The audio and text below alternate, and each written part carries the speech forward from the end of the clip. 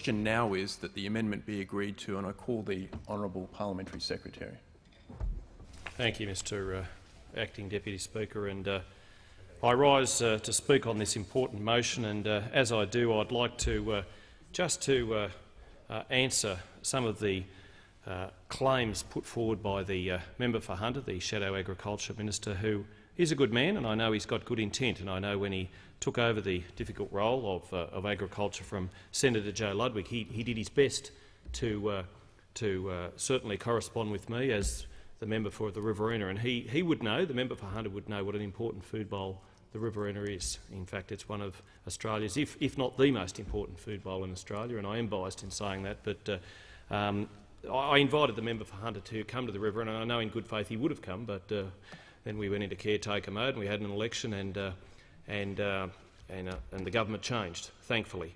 And thankfully I say because the previous government, and it certainly wasn't any fault of the member for Hunters, because he didn't have that role, the agriculture portfolio, when the man-made drought that Labor enforced upon Australia and certainly forced upon the Riverina irrigators was put forward, and it certainly left my people in a very difficult situation.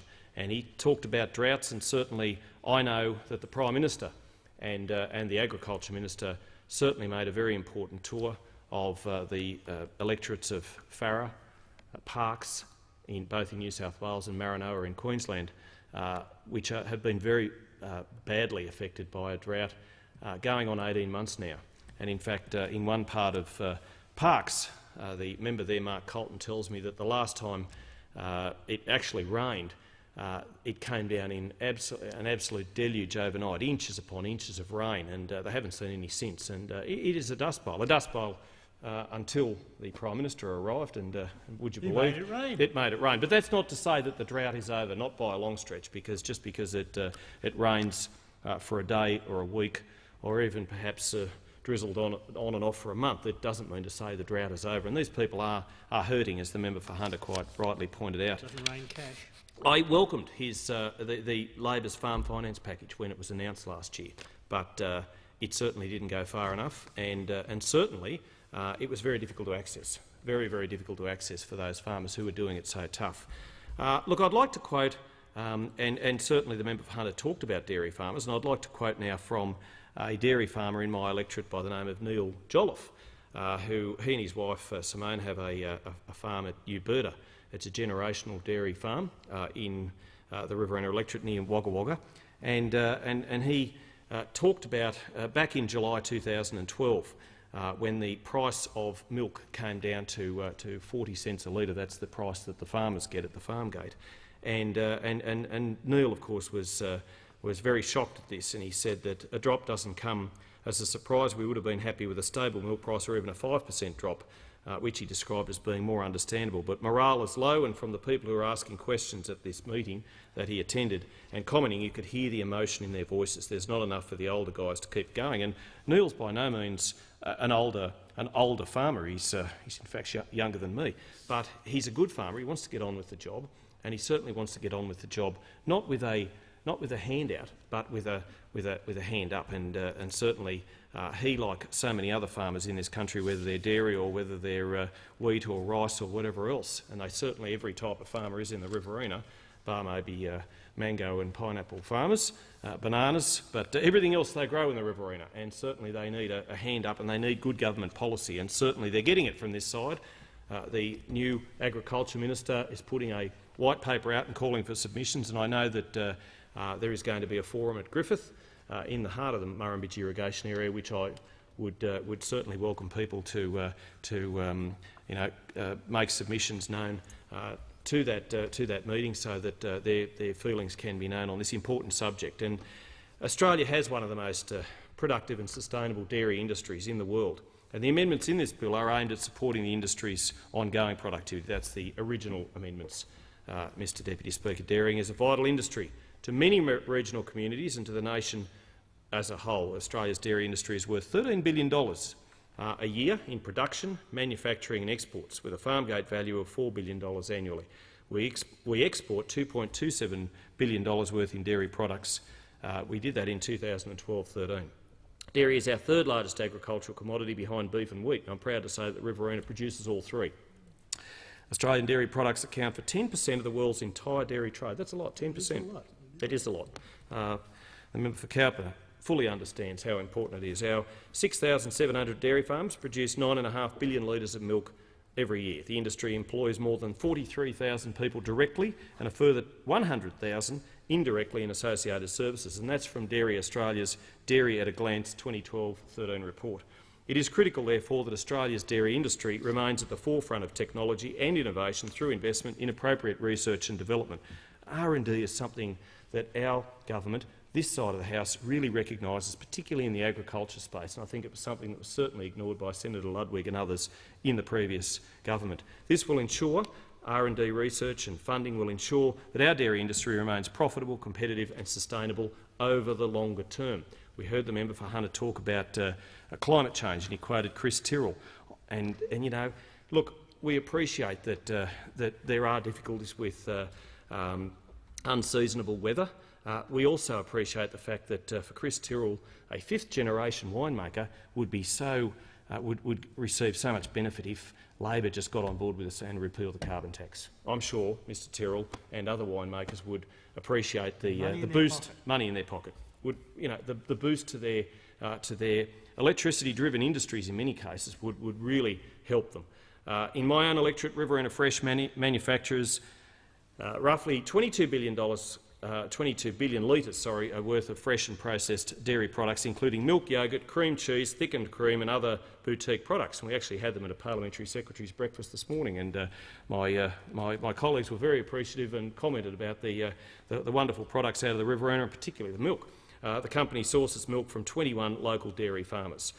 This bill amends the Primary Industries Excise Levies Act 1999 so that Australia's world-class dairy industry can continue to fulfil its obligations in relation to animal health and welfare through membership of Animal Health Australia, as well as through other initiatives. And that's important to really stress world-class, because I think sometimes we forget farmers have been maligned. They were certainly maligned during the 6 years of Labor, but they are the best people in their industry, in their roles, working the land in Australia. And I say that as the proud son of I don't know how many generations of farmers in Australia and elsewhere.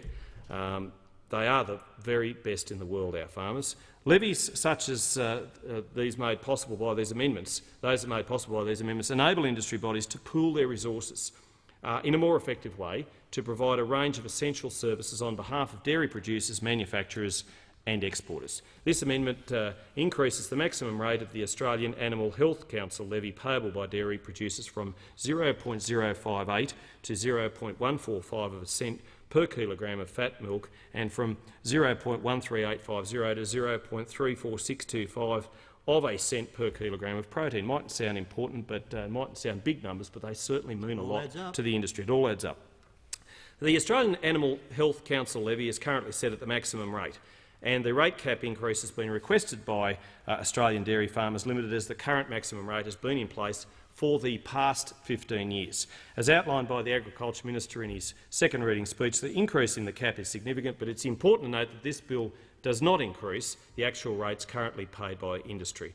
The process for determining actual levy rates has not changed, and it remains incumbent on the relevant industry body, in this case Australian Dairy Farmers Limited, to consult with members and seek their support via ballot before putting the case to government for a rate increase. This process is consistent with our commitment to competent and consultative government, something we didn't hear in the last 6 years. Consultative, that word is really important.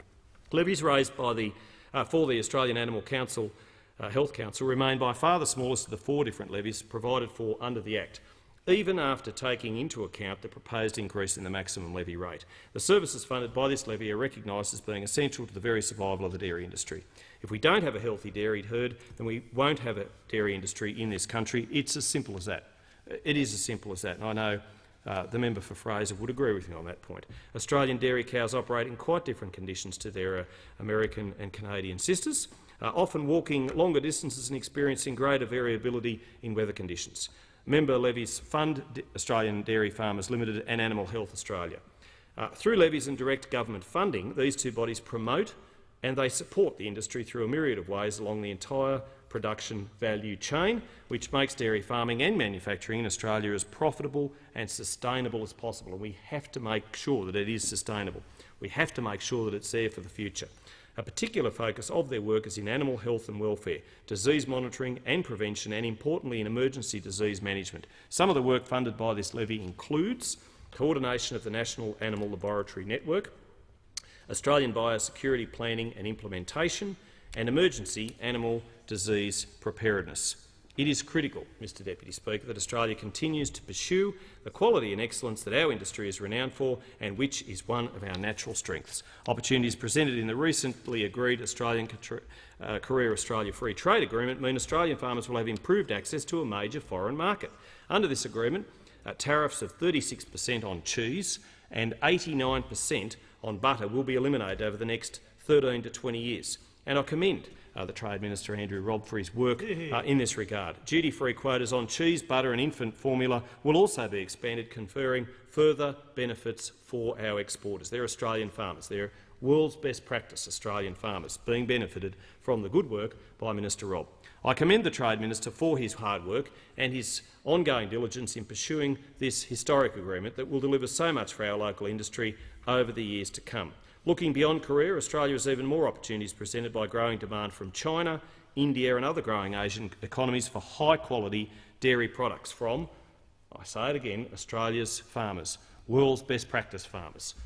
Australia is well positioned to meet this growing demand, and I can well recall the former Prime Minister Julia Gillard talking about how we needed to feed the burgeoning population in the Asian century, and she was right. And I agreed with her on every point. She made that wonderful landmark Melbourne speech where she exalted where she talked up Australia as a food bowl. But unfortunately, we didn't see the policies flowing on from that. Enabling our industry to maintain and protect the health of our herd ensures that Australian dairy farming will continue to be around for a long, long time, which will ultimately deliver benefits for everybody. We need it to continue into the future and beyond. May I also take this opportunity to thank our dairy farmers, not only in my own electorate of the Riverina, but right across the country. They do a remarkable job producing some of the best dairy in the world, if not the best. And they do it with little government assistance. Each of them has, in their own way, contributed to the development of one of the most enviable dairy industries in the world. I do commend the bill to the House. I further add that Australian farmers aren't as heavily subsidised as their international competitors. They are, at the moment, being slugged with a carbon tax, unlike many of their international competitors.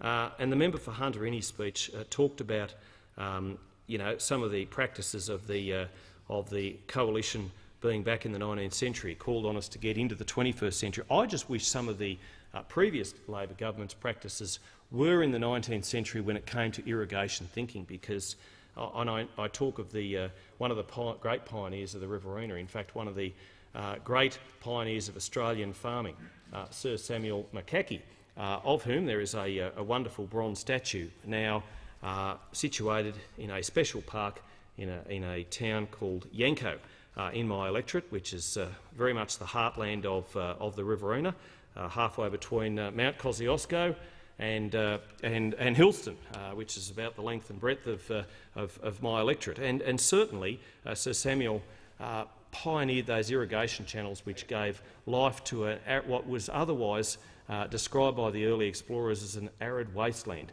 And he brought a veritable Garden of Eden to that wonderful, through his waterways and through his channels and through his vision for the Riverina. And he brought hope, he brought life, he brought economies. Reward and opportunity. Hope, reward and opportunity, certainly, because it wasn't there before. It was just an arid wasteland. But you drive through Griffith, Leeton, Arandra, Hillston, all those wonderful areas, Colliambly of the Murrumbidgee irrigation and Colliambly irrigation areas now. And whilst they weren't helped by Labor, they certainly will be helped by us. We've certainly stepped into that space by capping water buyback. We've certainly assured them through this white paper that the Agriculture Minister Barnaby Joyce is putting forward, and we're certainly not creating an environment whereas in the previous government there was a man-made drought. We're getting on with the job of helping farmers world's best practice farmers. We're getting on with the job of helping agriculture. We're getting on helping those communities which rely so heavily on the agriculture industry, and certainly we all like to eat, and we need to do our very best to help regional Australia in this regard. Thank you, Mr Deputy Speaker. I thank the